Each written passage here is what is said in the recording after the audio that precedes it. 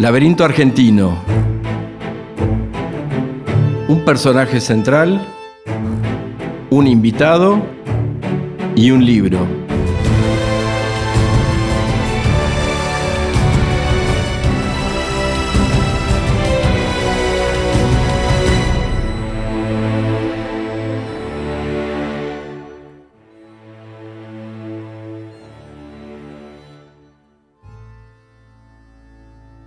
No tenga usted cuidado por los desertores, que yo he de poner coto a la deserción. Y si yo ahora recibo un ejército de gauchos, tendré el placer de presentarlos a mis compañeros de fatigas por la patria de soldados.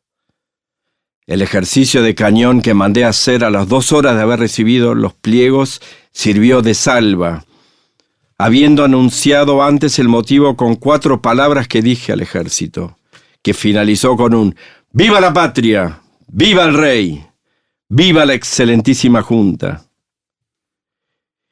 ¿Y qué diré a usted para agradecerle los 200 patricios?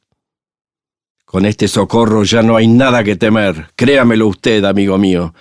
Su Belgrano hará temblar a los impíos que quieran oponerse a nuestro gobierno. Haré cuanto pueda para dar pruebas a usted de que pienso como usted por la patria.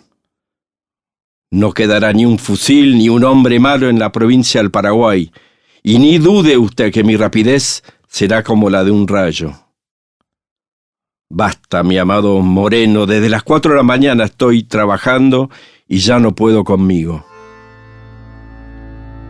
Hemos escuchado en la voz de mi amigo Paul Dugal un fragmento de una vibrante carta muy emotiva de Manuel Belgrano que dirigió a Mariano Moreno, y fue escrita en las primeras semanas de la Revolución de Mayo. Esta cita la hemos tomado del libro El Enigma Belgrano, escrito ya hace algunos años por uno de los historiadores más reconocidos de nuestro país, Tulio Alperín Dongui, un libro que hemos elegido y que va a ser muy desafiante en este episodio por las tesis que desarrolla y que vamos a tomar. Y lo hemos elegido fundamentalmente porque toma una de las figuras más admiradas de nuestra historia, más querida, el abogado, político y militar Manuel Belgrano. Vamos a tratar de, a través de esta figura, entender cómo contribuyó a construir el concepto de patria y de los sentimientos patrióticos. Y no vamos a trabajar solamente con este libro, sino con algunos artículos de nuestro invitado de hoy, que después vamos a presentar. Pero contanos un poco por qué Paul Belgrano podría ser una excepción a las constantes grietas que sostienen nuestro laberinto. Hola Jaime, ¿cómo estás? Sí, sin duda, Belgrano es una de las figuras más queridas, más entrañables de nuestra historia. Más allá de esta figura que tenemos del creador de la bandera. Belgrano es un hombre que nace en el seno de una familia muy distinguida, muy prestigiosa, muy rica, de origen genovés. El papá tenía una organización mercantil de las más grandes de la época, era también un líder, prior de la orden de los dominicos, era capitán de las milicias, era verdaderamente un ciudadano de los más prestigiosos del momento. Y la familia Belgrano eran varios hermanos. Era un lugar en el cual Manuel tenía la posibilidad de seguir con una carrera como empresario, como hombre de negocios. Sin embargo, de muy joven, después de ir al colegio, en el Colegio Real, se va a España a estudiar el Derecho y está justo en España. Él estudia, estudia abogacía en la Universidad de Salamanca, justo en el momento en que se está produciendo la revolución, o los primeros años después de la revolución en Francia. Y esa revolución lo impacta mucho. Y esas ideas de libertad y esas ideas de de combatir al déspota lo van a impactar por el resto de su vida. Bueno, Belgrano es una figura muy reconocida en nuestra historia. Sabemos de su participación no solo en los aspectos civiles y políticos, sino también militares. Sabemos de su contribución con la bandera. Sabemos también que murió luego en soledad y en la pobreza. Y conocemos algunos de los textos que nos legó, muy valiosos, sobre el comercio, los derechos civiles.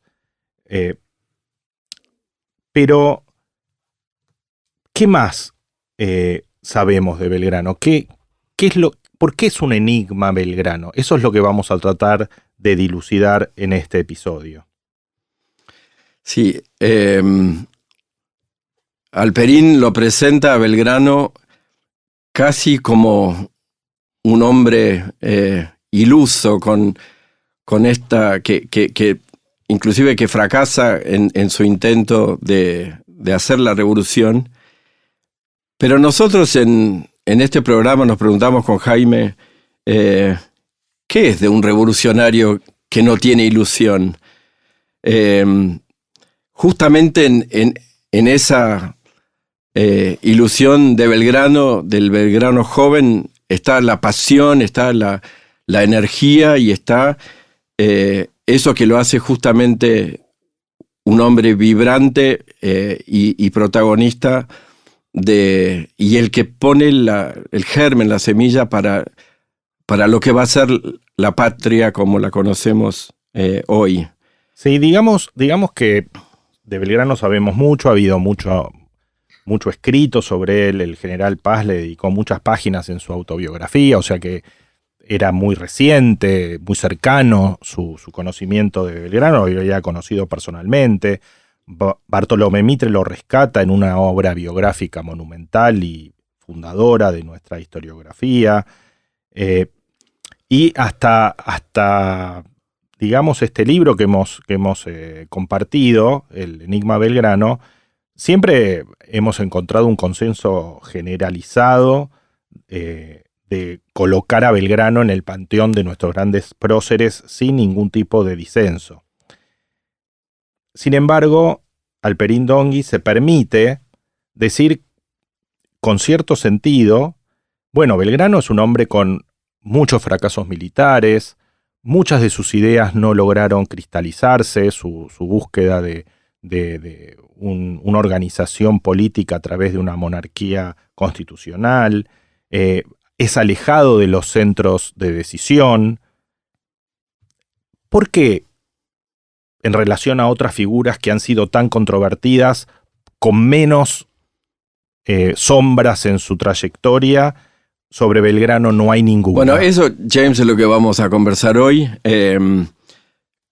Creo que el enigma justamente es eso. Tenemos para nuestra conversación hoy un invitado muy especial, es Jaime Peire. ¿Por qué no lo presentás? Jaime es, primero, un amigo de esta casa, lo fue desde el inicio, cuando esto era apenas una idea. Pero Jaime también es alguien que ha estudiado profundamente el tema de este concepto de patria, de sentimientos patrióticos. Jaime es doctor en historia, ha estudiado acá, se ha perfeccionado en el exterior, es el director del Instituto Historiográfico de la Universidad Nacional de 3 de Febrero. Y escribió sobre este tema. Ha escrito mucho sobre el tema de los sentimientos patrióticos y en particular sobre cómo esto se relaciona con Belgrano. Así que bienvenido, Jaime, qué gusto tenerte. Bueno, es un honor para mí venir aquí, así que muchas gracias por la invitación. Bueno, bienvenido, tocayo. Vamos a arrancar esta conversación con esta cuestión paradojal que mencionaba recién. ¿Por qué Halperin Dongi se esfuerza en bucear profundo para mostrar los costados más imperfectos de Manuel Belgrano? Yo diría que el gran mérito de Halperin en este libro es la pregunta inicial, ¿no? ¿Por qué la leyenda de Belgrano, el mito de Belgrano, ha perforado todas las épocas y ha llegado inmaculado hasta nosotros, ¿no? Y yo creo que el enigma de Belgrano radica no tanto como se esfuerza Alperín en decir sus orígenes familiares o en la figura del coronel de Dorrego, sino más bien su mito es anterior a lo que Alperín dice, ¿no? La forja de su mito es porque Belgrano muere en 1820, que es el momento de la anarquía, y cuando es necesario en Buenos Aires rescatar un paladín o un paradigma que recupere y que reponga esa patria indivisa que despertó esa erótica tan especial, erótica en el sentido griego de la palabra, de amor, ¿no? Es decir, en los textos de Belgrano está muy claro esa erótica patriótica, y en el momento en que muere Belgrano muere inmaculado porque nunca abandonó el erotismo por esa patria indivisa e inmaculada, y nadie pudo correrlo de ese amor, y nunca aceptó ni toleró las facciones, y siempre hizo que esa patria única, unida e indivisa fuera indisponible a ningún tipo de desviación. Otras figuras no tuvieron la suerte de morirse tan rápido, entonces no tuvieron más remedio que convivir con la división. Belgrano no. Belgrano murió antes y se convirtió en leyenda, y esa leyenda y ese mito perforó todas las épocas porque fue inmaculado, murió inmaculado realmente. ¿Podemos ir para atrás unos años, Jaime? Decíamos en la introducción que nace de una familia ilustrada, digamos así, y su papá debe haber sido un hombre, Domenico, debe haber sido un hombre de mucha personalidad. ¿Y cuál era la expectativa que el padre de Belgrano tenía para Manuel? ¿Y qué hace Manuel en definitiva? ¿Qué camino de vida elige? Bueno, probablemente la expectativa del padre es lo que terminó siendo Belgrano, o sea, una gran figura en el Río de la Plata, y probablemente un funcionario burocrático de la monarquía o en el aparato burocrático monárquico, que fuera influyente, que pudiera gestionar sus negocios como se gestionaban los negocios en la monarquía, que tenían que ver mucho con lo cortesano y estar en el ambiente cortesano. Hay mucha correspondencia de Belgrano sobre esto, si quieren podemos hablar. Y quizá engrandecer a la patria. Tampoco sabemos bien qué quería el padre, sabemos bien qué terminó siendo Belgrano, y Belgrano fue una figura central de la revolución, sin duda. Belgrano, cuando está en Europa, él se forma en Europa, estudia en Salamanca, recibe de primera mano las nuevas ideas que de alguna manera propaga la Revolución Francesa, y se nutre de esta nueva visión. Parece no ser exactamente el mismo Belgrano cuando regresa a Buenos Aires que el Belgrano que desembarca en Europa, y de las primeras cartas y de las primeras gestiones en favor de la familia Belgrano. ¿Qué nos podés contar de ese regreso? ¿Dónde se ubica el joven abogado? ¿Cuáles son sus primeros aportes desde el consulado? Belgrano recoge las ideas vanguardistas de la revolución y las trata de articular con una reforma de la monarquía, desde dentro de la monarquía, y empieza a gestionar la patria como otros secretarios de consulado. Estoy acordándome de Cuba, por ejemplo. Empiezan a gestionar las patrias, ¿no? Esto es una cosa ilustrada que concibe a la patria no tanto como una cuestión divina o religiosa que va de abajo para arriba, sino como una cosa material que hay que hacer progresar de modo material y arquitectónico, construyéndolo uno mismo. La patria es de uno mismo, no es de otro. No es la ciudad celeste de San Agustín, sino que es una patria material de uno que nace de abajo para arriba y que hay que hacerla construir. Y efectivamente llega cambiado porque llega desilusionado de lo que ve en España y va a tratar de hacer esos ideales que él aprendió en el mismo Río de la Plata. Ya lo estaba tratando de hacer desde España cuando proyectó una visita sobre el Río de la Plata, donde dice muchas cosas que todavía estarían vigentes hoy.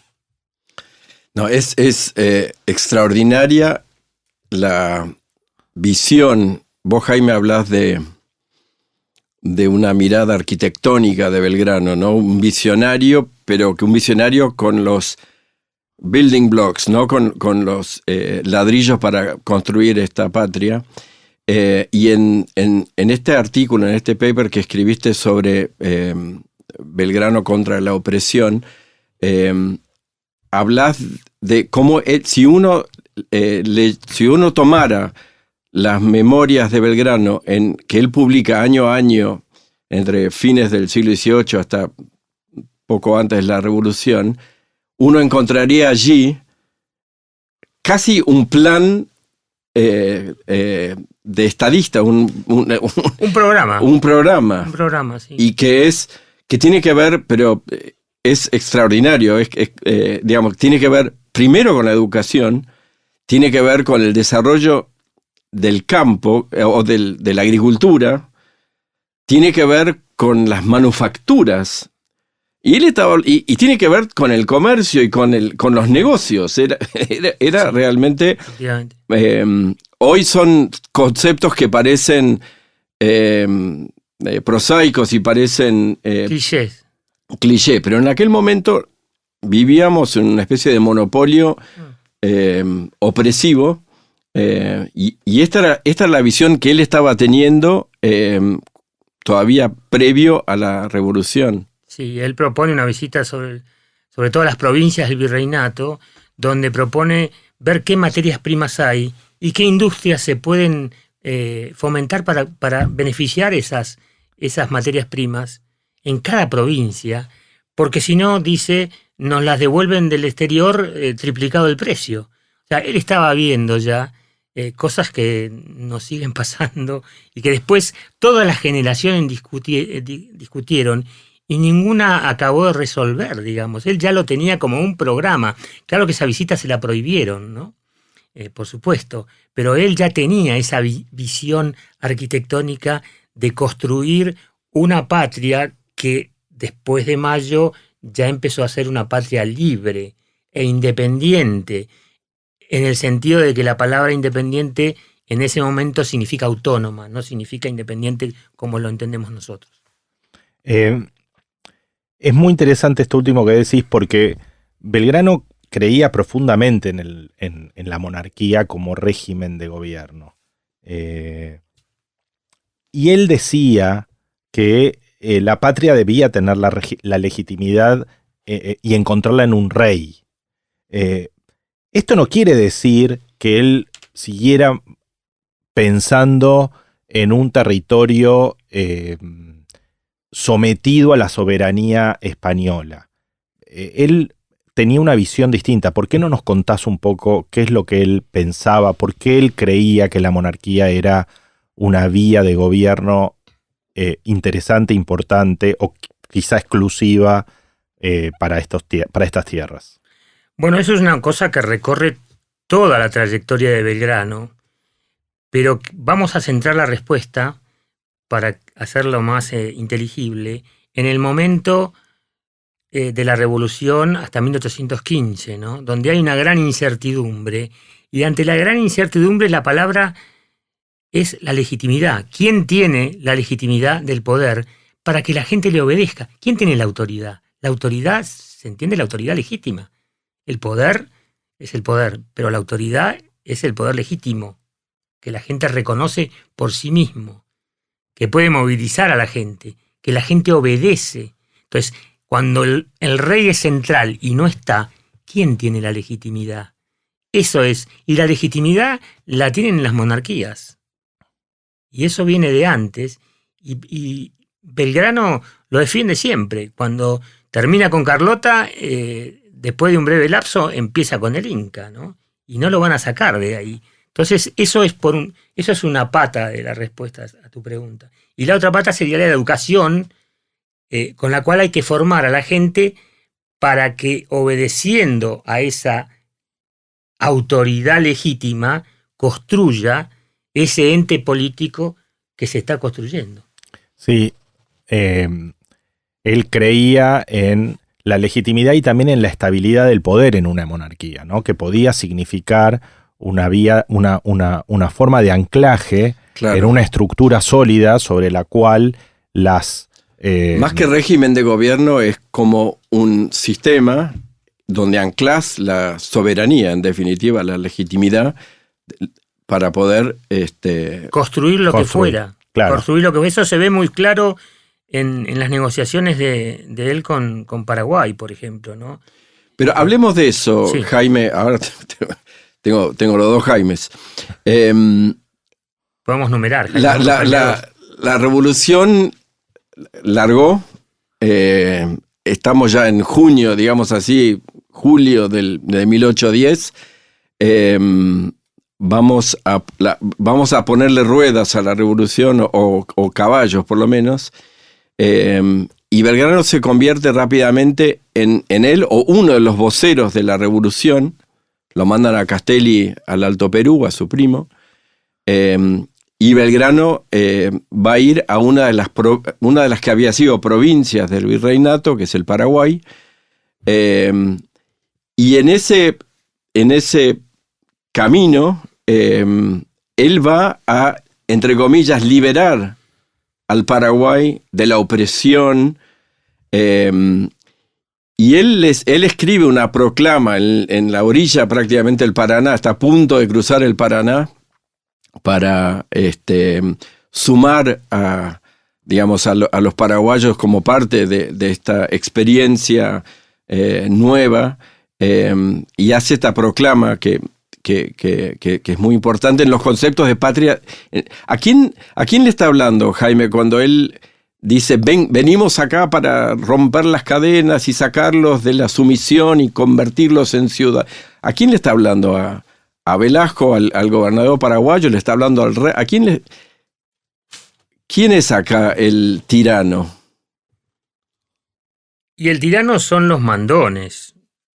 O sea, los mandones que fueron puestos por Godoy y que supuestamente, según el relato oficialista revolucionario, son los que se someterían a Napoleón sin ningún problema, porque los puso Godoy, que fue el que hizo el error que provocó el 2 de mayo.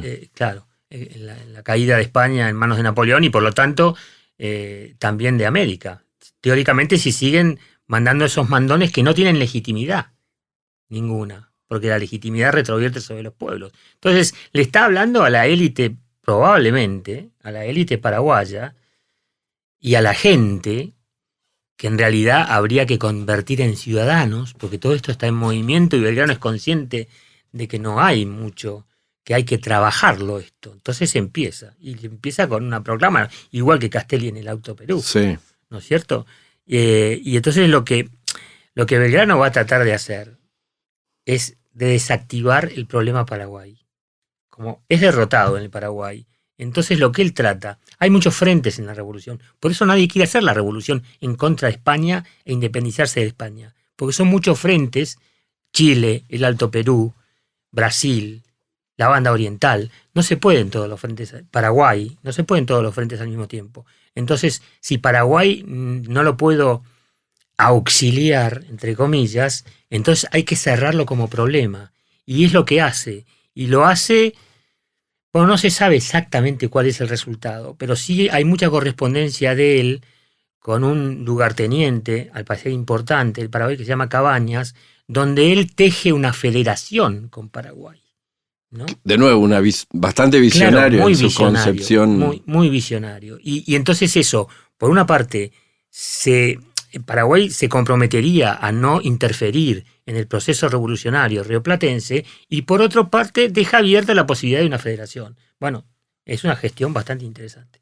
Digamos que no, por lo menos es percibida por el gobierno central, al que Belgrano rinde cuentas como un resultado exitoso, porque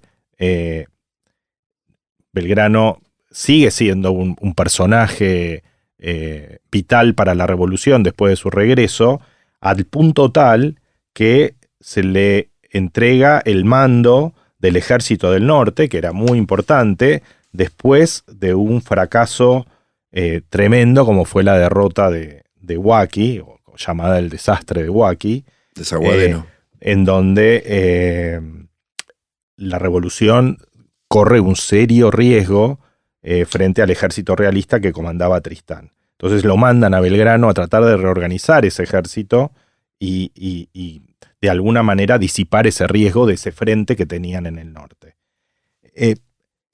Y sobrevienen dos batallas muy importantes, una gesta muy importante. ¿Qué sucede, Jaime, en ese momento de la vida de Belgrano? Bueno, ahí vemos a Belgrano en su plenitud, ¿no? En ese periodo vemos la batalla de Tucumán y Salta. Uno lo aprende escolarmente y bueno, son 2 victorias, qué bárbaro, ¿no? O también incluso Belgrano se plantó cuando el gobierno central le decía que se vaya para atrás, se plantó, qué valor, y sí, qué valor. Pero lo que uno tiene que ver cuando Perdón, para aclarar este tema, la Junta le estaba diciendo volvé hasta Córdoba. Sí. Y él se planta en Tucumán. Bueno, es que si él hubiera vuelto hasta Córdoba, Argentina quizás llegaría hasta Córdoba, ¿no? Sí. Hasta donde llegó el triunfo de Belgrano y la espada de Belgrano, hasta ahí llega Argentina hoy, ¿no? Por eso es muy importante rescatar, perdón, no te quiero interrumpir, pero esta figura que lo presenta Alperín como, digamos, un militar con más fracaso que victorias. Sin embargo, sus victorias son importantísimas en la construcción, ahora sí, territorial de la Argentina como la entendemos hoy. Es que este periodo, volviendo a la pregunta de Jaime, lo que hay que sumergirse es en la actividad de Belgrano y cómo él trata de hacer de ese conjunto de gente que lleva, heterogénea y múltiple, en un ejército, ¿no? Y pone una academia de estudio y les enseña a leer y escribir. Es lo primero que se le ocurre. O sea, para él no puede ser que un ejército patriota revolucionario, los soldados no sepan leer y escribir. No puede ser. Él dice, por donde pasa nuestro ejército, tienen que cambiar las cosas. Si no, la revolución la estamos haciendo para nada. Hay de vuelta la cuestión arquitectónica, ¿no? Donde pasa mi ejército, la patria se tiene que construir, se tiene que ir construyendo, tenemos que ir poniendo el germen de una patria nueva, ¿no? Entonces uno ve cómo los esfuerzos ingentes que él hace para tratar de que ese ejército sea un ejército de línea, serio. Y él lo consigue antes que Goyeneche. Y Goyeneche no lo consigue en parte porque no le llegan refuerzos, ¿no? Goyeneche, general realista. Del otro lado. Del otro lado. En cambio, Belgrano lo consigue poner un ejército de línea y se planta en su convicción, ¿no? Y logra esas victorias. Pero lo importante, me parece a mí, es toda la labor artesanal que hace Belgrano para poner en condiciones al ejército, un ejército modesto, de derrotar al otro ejército. Él no era un militar, y no se le puede pedir eso. Goyeneche no recibió los refuerzos y perdió. No podemos saber si la victoria es el mérito. Lo que sí sabemos es el esfuerzo de una energía patriótica notable de Belgrano de construir un ejército de línea que con el diario del lunes y Vilcapugio y Ayohuma nosotros decimos, bueno, pero después perdió. Sí, pero según las palabras de él, en Ayohuma podría haber ganado. Lo que pasa es que él no da una explicación cabal, pero estuvo cerca de ganar, ¿no? Entonces, es un poco superficial analizarlo solo con esas variables. Hay que ver las condiciones materiales en que ambos se encuentran. Goyeneche, después de Tucumán y Salta, lo amenaza a Bascal que si no le manda refuerzos, se suicida, ¿no? Entonces, está desesperado. Claro, sí, está desesperado, exactamente, esa es la palabra, está desesperado. Y de todas maneras, las luchas con Belgrano le generan una debilidad al ejército, por más que triunfa en esas dos batallas, que le impiden entrar en el territorio que hoy conocemos como argentino, hasta Córdoba, que era el objetivo que tenían en ese momento. Por lo tanto, como decía Paul recién, por lo menos, de cierta forma, los límites hasta Jujuy y Salta se conservaron después con las luchas de Güemes y demás, claro, pero pudieron sostenerse. Y también hay otra cosa, que es los contactos que él hace continuo con la gente de las provincias, que él tiene muy en cuenta y que él sabe que son muy importantes. Esas cosas que él va tejiendo, de nuevo arquitectónicamente, le van a servir al ejército del Río de la Plata para no retroceder tanto, ¿no? Pero yo quiero concentrarme un cachito, un segundo en este periodo, 1813 probablemente. Él se esfuerza por formar un ejército, como decís, lo educa, tiene al barón Hollenberg, que es quien lo asiste en todos los temas de artillería, y tiene a Luzuriaga, creo, en lo que es la escuela de oficiales, y a Warnes con la escuela de cabos y sarmientos. Pero es también el momento en que, quiero hablar de dos cosas. Uno es el momento en que la Junta celebra como una tremenda victoria, la victoria de Tucumán seguida por Salta. Es que lo fue, sí. Es que lo fue. Y él va a recibir un premio monetario, que creo que son 40.000 pesos fuertes, que como sabemos, ¿qué hace Belgrano con esos fondos? Bueno, se los da, los dona para crear escuelas en 3 ciudades que él designa y escribe un reglamento, lo cual no es nada extraño porque él ya también había donado la mitad de su sueldo. Belgrano tiene una cosa que yo no he visto mucho, que es que se fusiona con la patria. Claro. Cosa que uno no hace, por ejemplo, con su pareja. No se fusiona con su pareja, sino que tiene una distancia, tiene un compromiso, pero tiene distancia también. Belgrano tiene el compromiso, pero es un compromiso total. Y quizás es otro secreto de cómo perfora su mito todas las épocas, Inmaculado. Pero se fusiona con la patria porque se enamora de ella. Y no hay lugar mucho para otras cosas, ¿no? Pero para él no es un acto de filantropía. Él está... No, está construido, es arquitectónico. Es arquitectónico. Totalmente, sí. Él tiene la monoidea, no es la monoidea, tiene la idea fija de la educación. Porque no solamente dona los fondos, sino también que escribe o ayuda a escribir cómo deben formarse los docentes, los profesores. Él ya había propuesto, me parece que es desde la época virreinal, en uno de sus informes, que hubiera escuelas en todas las cabeceras de provincia y ciudades importantes para varones y para mujeres gratis.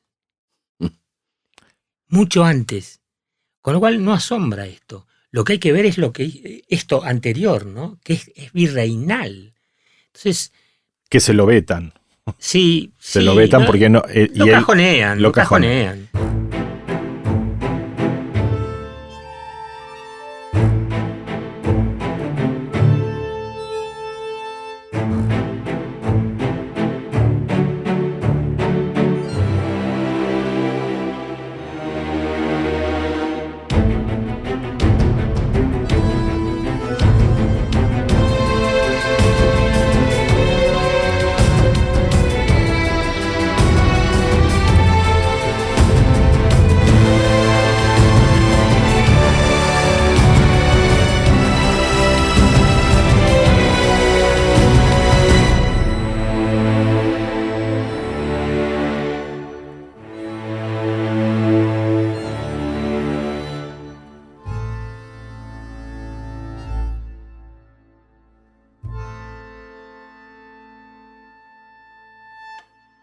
Es muy interesante lo que decía Paul recién. Él no solamente pone la plata para que se construyan las escuelas, digamos que se pongan los ladrillos, sino que parte de los fondos que recibe los asigna para el pago de los maestros, establece cómo deben funcionar los maestros, establece que parte del dinero tiene que ir para atender las necesidades de los alumnos más carenciados, establece también premios y castigos para que la educación se fructifique. Esto lo quiero sumar también a lo que nos contabas antes, Jaime, respecto de su visión arquitectónica, su apuesta a los cultivos, a las economías regionales, sus proclamas para evitar el aprovechamiento de los indios en Paraguay, que la proclama que contaba Paul antes, establece sanciones durísimas para quienes se aprovecharan de los indígenas. Y hay un aspecto que está en el libro de Alperín Dongui que habla de las desilusiones y de las frustraciones de Belgrano. Esa cuestión hasta psicologista, si queremos, del análisis del prócer. ¿Qué mirada tenés vos sobre esto? Bueno, primero quiero decir una cosa, que Belgrano es una acotación, ¿no? Que Belgrano es muy benigno con los indígenas, pero no tanto con los negros y los mulatos, porque él está formado en una sociedad estamental. Después esto va a ir evolucionando un poco, pero en una carta, por ejemplo, dice que los negros y mulatos son cobardes y crueles, ¿no? O sea que también esto es una sombra. Si no, esto se va a convertir en un panegírico que no queremos hacer. Claro, no es el objetivo. Entonces... hablábamos de las frustraciones, ¿no? Sí. Y bueno, después de 1814, él ya escribe su diario y ahí ya se ve su frustración. Pero en el 15 y en el 16 está como Goyeneche, está desesperado, porque él dice constitución o anarquía, no hay intermedios, ¿no? Entonces la constitución con el Inca que él propone no la ve por ninguna parte, y entonces él no se deja ganar por la desesperación, pero la menciona muy seguido, ¿no? Y sí, es la frustración. Tal como lo propone Alperín, uno dice, pero ¿cómo se podrían haber imaginado una cosa tan grande si ellos no midieron sus fuerzas? Y yo me pregunto, ¿y cuál revolucionario midió sus fuerzas? ¿Cuál fue el que no fracasó? Ninguno. La pregunta es, ¿cómo salieron a la cancha? ¿Cómo jugaron? De acuerdo con las fuerzas que tenían. ¿Cuál fue su performance? ¿No? Y bueno, la frustración era inevitable, digamos, era inevitable. La burguesía porteña, en la visión de Alperín, no pudo imponerse a las demás burguesías de las provincias, y la revolución terminó en un fracaso, y probablemente Belgrano murió frustrado, pero Belgrano disfrutó de un gran ideal y se puso a su servicio. Y me parece que eso es lo importante. El resto quizá pasa a ser un poco irrelevante. Yo quiero leerles un pequeño fragmento de algo que escribió Jaime, que tiene que ver con este, entre comillas, fracaso que acabas de mencionar, pero que en el fondo se convierte en un gran triunfo que va a trascender el paso del tiempo. Y dice así: pero si las Provincias Unidas que declararon su independencia en 1816 nada tuvieron que ver, desde el punto de vista rígidamente institucional, con la Argentina, con la nación argentina que nace en el 53, en cambio, desde el punto de vista sentimental, la patria, entre comillas, que se había pretendido erigir en 1810, dotada de un autogobierno, dada la vacancia del rey, siempre fue considerada por una masa crítica de personas la misma que hoy tenemos. Es decir, la nación no, pero la patria sí nace con Belgrano y con los revolucionarios. A ver, la Argentina es un hecho cultural. Desde principios del siglo XVII hay manuscritos publicados que se llaman así, la Argentina. Hay dos textos famosos de principio del 17 que se llaman La Argentina, que comprendía todo el espacio de la Cuenca del Plata, ¿no? Después se concentró más en Buenos Aires, no para todos los autores, pero por ejemplo para un Bartolomé Hidalgo, Argentina era Buenos Aires, ¿no? Entonces, ese hecho cultural, cada uno se lo apropia como puede, digamos, según el lugar donde está parado, ¿no? Y desde donde acciona, y desde donde percibe, y desde donde valora. Entonces, esa patria en la memoria colectiva tendió a ser la misma en 1810 que en 1830, aunque no lo fuera institucionalmente, ¿no? Hay una famosa anécdota que cuenta una historiadora de un soldado que está en el Perú y lo quieren hacer combatir por el ejército del Perú. Y él dice, yo soy de las Provincias Unidas, pero las Provincias Unidas no existen más. Bueno, a mí no me importa, yo me vuelvo a las Provincias Unidas, ¿no? Entonces, bueno, es incierto, pero no hagamos tampoco de lo identitario una cosa puramente institucional, sino estudiémoslo también desde el punto de vista emocional, ¿no? ¿Y dónde van las emociones posteriores a rescatar la identidad genéticamente, aunque el modo genético esté muy impugnado hoy? ¿Dónde van? Y van a 1810. Y van a estas cosas. Así que esto también son hechos fácticos, ¿no?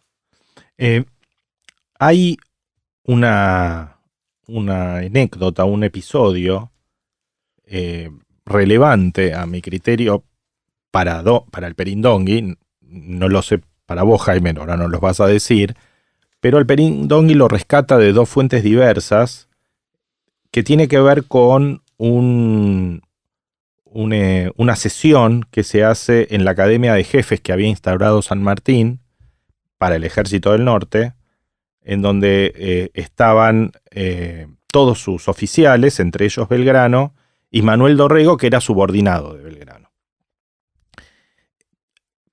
Él utiliza un poco, lo hemos hablado, tal vez sin desarrollarlo en profundidad, de una manera un poco inconclusa, pero trata de que este episodio sirva como para entender por qué Manuel Belgrano se entroniza en el panteón de los próceres en forma incontrastable, digamos, ¿no? Indiscutible.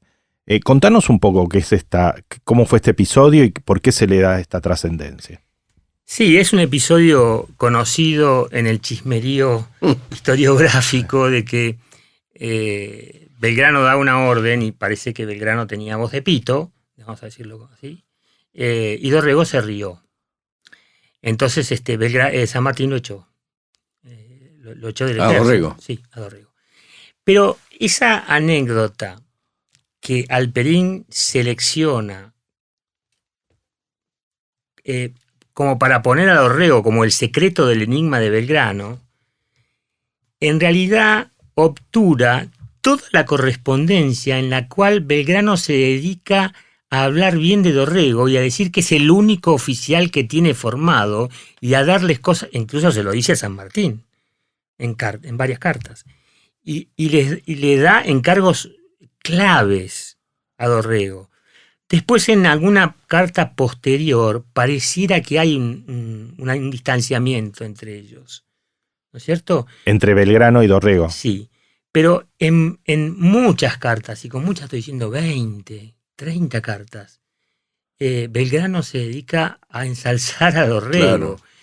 Y Dorrego parece una figura, por otras aventuras que ha tenido, como varios cruces a los Andes para auxiliar a la Revolución Chilena, por ejemplo, antes que San Martín, ¿no? Parece una figura apta para esos elogios. Si se rió o no de la voz de Belgrano, en realidad es irrelevante. A mí me parece, si uno lee la correspondencia de Belgrano en relación a Dorrego, ¿no? A mí, tratando de interpretar un poco lo que dice Alperín, me pareció que lo que buscaba era señalar como Dorrego es de alguna manera un cruce de aguas, ¿no? Genera una bifurcación en la historia entre los revisionistas y los tradicionalistas. Si Dorrego tenía una buena relación de todas maneras con Belgrano, digamos que todos tendríamos que tener una buena relación con Belgrano. Es como que por eso se convierte en alguien indiscutible, porque si no lo seguimos a Dorrego, o lo seguimos a Dorrego, somos mitristas o no somos mitristas, pero de todas maneras todos aceptarían a Belgrano finalmente, como que todas las versiones, por lo menos en Belgrano, encontrarían un referente aceptable. Yo respondería de esta manera. Era muy difícil pelearse con Belgrano, porque era una figura tan central, tan componedora, tan coordinadora, tan gestionadora, y por un lado, con una, como dije, con una erótica por la patria tan grande y tan central, donde la patria era inamovible, está en el centro del discurso y no hay forma de moverla o de dividirla, ¿no? Era el todo, digamos. Era el todo, y no se podía mover. Belgrano negocia con todos, está emparentado con todos, y nadie puede negar que Belgrano hace todo lo que puede, dentro de sus limitaciones que él reconoce, pero siempre él reivindica que habla con honestidad y con veracidad. Siendo pícaro también, o sea, no era tonto. Creo que hay un buen ejemplo, hablábamos con Jaime antes de esta reunión, o con los Jaimes, de la historia detrás de la bandera, de Rosario, digamos, y la creación de la bandera, porque para que tengamos en entendimiento de lo que estaba pasando acá, el rey, la figura del rey estaba por encima de la pelea, del conflicto. De la guerra civil. De la guerra civil. En un extremo había regimientos peleándose uno contra el otro con el mismo nombre, el regimiento de Fernando VII. Y él en Rosario... La misma bandera, dice él. Claro. O sea, es ridículo. Entonces, él elige o decide producir un símbolo de este ejército patrio en Rosario. Contanos un poco por qué es importante, por qué tiene que diferenciarse él del enemigo y para poder congregar las tropas de... Bueno, lo que hace Belgrano es absolutamente estratégico y táctico. ¿Para quién lucha el enemigo? Para Napoleón. ¿Para quién luchamos nosotros? Para los Borbones. Entonces crea la bandera que, oh casualidad, es la bandera de los Borbones. Entonces, y ahí se planta, aunque lo rechazan un poco. Él se excusa diciendo que no recibió ese rechazo porque él ya estaba en otro campamento, ¿no? Entonces, estratégicamente, esa bandera la lleva al Alto Perú y le dice a San Martín que la erija y que la promueva. Y al final, el gobierno central de Buenos Aires acaba aceptando esa bandera. Y de un modo u otro, esa bandera, de un modo u otro, repito, es la que llega, o esos colores son los que llegan hasta hoy. Esa decisión táctica era necesaria. Y es lo que hace Belgrano. Belgrano va pensando cada momento y cada paso qué es lo necesario y lo va haciendo en la medida de sus posibilidades.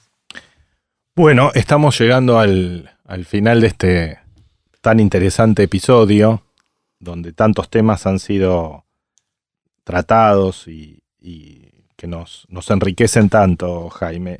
Y no podemos dejar de hacerte la pregunta que es un poco el leitmotiv de nuestro podcast y que tienen que ver con nuestro laberinto, ¿no?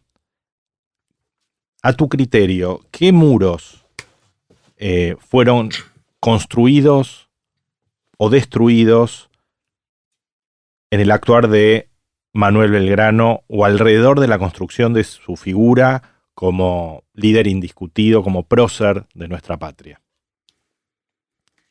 Bueno, yo veo muros en la vida de Belgrano. Después de la muerte de Belgrano no veo muchos muros que se hayan construido porque Belgrano es una figura indiscutible, digamos, ¿no?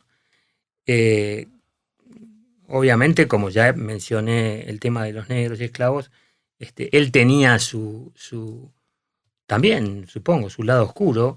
Ese es uno, obviamente. Por ejemplo, San Martín tiene un criterio distinto. San Martín dice que el negro es el mejor soldado de infantería, ¿no? O sea, totalmente distinto. Totalmente distinto. Son dos generaciones distintas también, ¿no? O sea, San Martín ya es más una generación liberal, su biblioteca es más liberal. Belgrano es de una generación anterior, ya, por ejemplo, los griegos son mucho más influyentes, es distinto, es una sociedad ya más estamental, ¿no? Yo veo el primer gran muro de él en la monarquía, ¿no? Donde él se debate para tratar de cambiar esa cosa que las élites monárquicas ya designan como 3 siglos de opresión. O sea, lo dicen los españoles mismos. Bueno, los americanos también son españoles, ¿eh? Pero se me entiende lo que digo. Sí, Los peninsulares clarísimo. mismos dicen, bueno, acabemos con estos 3 siglos donde se decía hay que mantener al pueblo ignorante para que obedezca. Ahí tenés un muro primero, donde él trata de construir y construir y construir. Cuando es secretario del consulado, lo mismo que lo hace Durango, por ejemplo, en La Habana, que es otro secretario muy parecido a Belgrano, el secretario del consulado de La Habana. Ahí tenés un muro. Y después están todas las dificultades que él trata de afrontar día a día con un denuedo patriótico que les recomiendo que los lean. Están publicadas las cartas de él, no todas. El Museo Mitre publicó, creo que todas, o muchísimas. Después está el epistolario de Belgrano, que es el que usa Alperín para el libro, que son algunas cartas de él que son muy interesantes. Y entonces ahí se ven los otros muros que él tiene, que es tratar de construir un ejército que sea, digamos, competitivo, digamos, con el ejército del norte del enemigo. No hay, como se ha dicho, un proyecto alternativo de Belgrano con San Martín o disyuntivo. No, hay que entender que desde que la revolución nace con Montevideo, Santiago de Chile y el Alto Perú. Y en ese triángulo, que también es un triángulo en la correspondencia realista, es decir, el ejército realista, por ejemplo Goyeneche, Abascal mismo, necesita saber cuántos soldados va a mandar Buenos Aires a Montevideo, porque no los va a mandar al Alto Perú. Es decir, hay una triangulación, en un momento dicen, los vamos a aplastar a Buenos Aires, los vamos a aplastar, ¿no? Y es totalmente al revés, termina siendo totalmente al revés. Bueno, esos muros, Belgrano los sostuvo como pudo, él no era un militar, él lo reconoce y reconoce que San Martín sí, por ejemplo, ¿no? Ese es el otro gran muro. Para mí esos son los 2 muros a los cuales él se enfrentó y combatió con valor cívico y con espíritu religioso que no se puede negar y que está en sus cartas y que creo que hay que mencionarlo. Bueno, creo que ha sido una respuesta muy, muy interesante y creo que con esto hemos redondeado un excelente episodio. Sí, yo creo que da para seguir conversando. Con Jaime decimos, a veces hay algunos de estos temas que tratamos de agotarlos en la hora o lo que usamos, pero muchas veces da para un segundo episodio. Así que, ¿quién dice, Jaime? El año que viene por ahí te invitamos y la seguimos, especialmente de qué pasa el legado de Belgrano después de su muerte en el 20. Bueno, con mucho gusto. Así que un abrazo, muchas gracias. Muchas gracias. Muchas gracias a ustedes. Laberinto Argentino. Un personaje central, un invitado y un libro.